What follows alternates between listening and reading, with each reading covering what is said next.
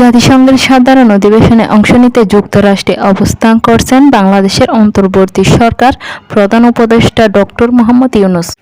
অধিবেশনের ফাঁকে গতকাল স্থানীয় সময় মঙ্গলবার মার্কিন গণমাধ্যম নিউ ইয়র্ক টাইমসের আয়োজিত ক্লাইমেট ফরওয়ার্ড নামক এক অনুষ্ঠানে যোগ দিয়ে তিনি সেখানে জলবায়ু পরিবর্তন, বাংলাদেশের সাম্প্রতিক আন্দোলন সহ বিভিন্ন বিষয়ে দীর্ঘ 25 মিনিট কথা বলেন প্রধান উপদেষ্টা ডক্টর মোহাম্মদ ইউনূস।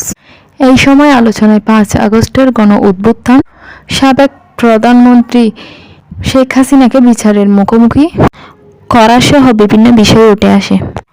অনুষ্ঠানের শেষের দিকে সঞ্চালক প্রধান উপদেষ্টাকে প্রশ্ন করেন, আপনার নির্বাচন করার কোনো সম্ভাবনা আছে কিনা? জবাবে ডক্টর মোহাম্মদ ইউনূস বলেন, আমাকে দেখে কি আপনার তাই মনে হয়? আমি কি নির্বাচন করব? আমি নির্বাচন করব না। সঞ্চালক তখন তাকে আবারও প্রশ্ন করেন, আপনার নির্বাচন করার কি কোনো সম্ভাবনা নেই? ইউনূস বলেন, না, কোনোভাবেই নয়।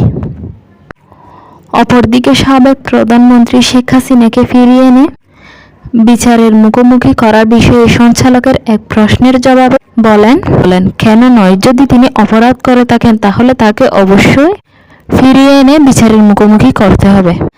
আপনি নিজেই বিচারের কথা বলছেন, তারও বিচারের মুখোমুখি হওয়া উচিত।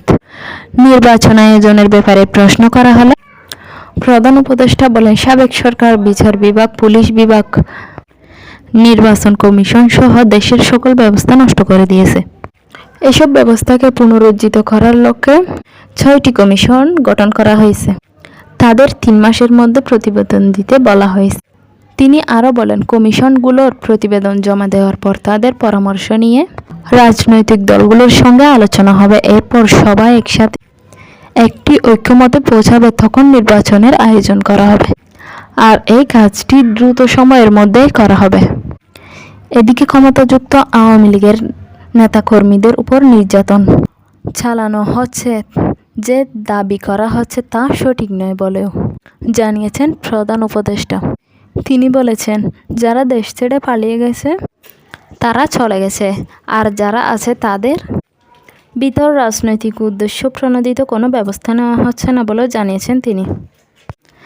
দেশ রিপোর্ট, NY বাংলা নিউজ।